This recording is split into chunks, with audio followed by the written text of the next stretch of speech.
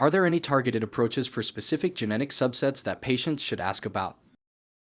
So targeted therapy in myeloma, in fact, we just essentially have two. So venetoclax targets the 1114 translocation, particularly because those patients overexpress an anti-death protein. Their myeloma expresses an anti-death protein called BCL2, and venetoclax specifically targets that.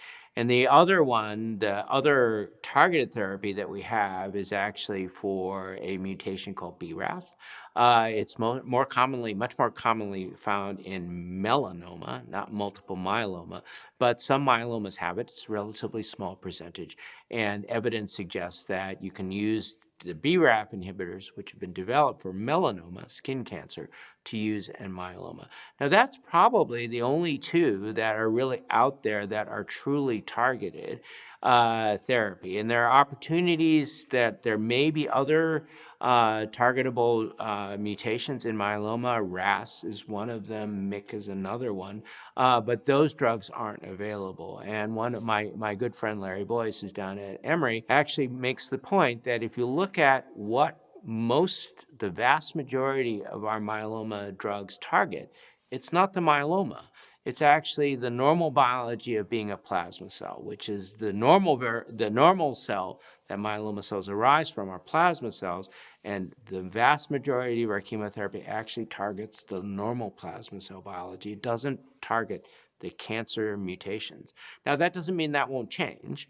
And again, the idea is that next generation sequencing will allow us to understand that better and perhaps define new targets that we can actually target. But again, the challenge for targeted therapy is that not every myeloma clone in your body is going to have that mutation. So you might kill off 80% of the myeloma, but 20% don't have that, and they'll grow.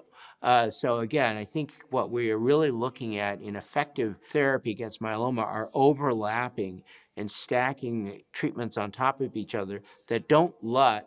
So if you have three different kinds of treatments that are killing the myeloma cells in very different ways, it's hard for a myeloma cell to evade that because it's being, attacked from three different angles, as opposed to, the idea of a single drug. All right, you're going to get rid of some myeloma, but a lot of it, there's going to be stuff that's left over that's just resistant to it. So, if you want to target a drug to a specific subset of patients, you obviously need a diagnostic test to find those variants. So mutations that give rise to resistance to Revlimid, thalidomide, pomalidomide are quite common at relapse. Knowing if you have one of those can be important because maybe you should swap to a different class of drug or to use one of the more modern, more powerful drugs that target the proteasome more efficiently. So that's one area.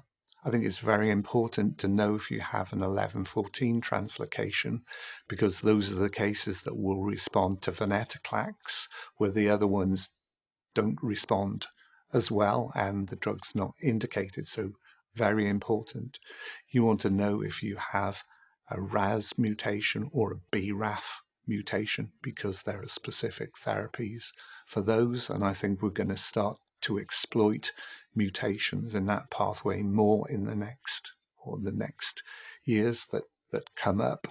So yeah, I kind of think there's a lot of information, and even knowing if you have a p53 mutation and biallelic inactivation of p53, while not good prognostically, I think it's important to know if you have one of those mutations, because it can allow you to choose the most appropriate approach to treatment for yourself and to avoid alkylating agents which are unlikely to work in the context of those mutations.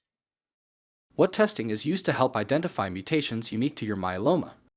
So certainly for the 1114s, it will be either seen in cytogenetics or FISH. So these are the molecular tests that should be done on every myeloma patient's bone marrow from really at the time of diagnosis and the time of relapse, because new mutations will develop, genetic changes.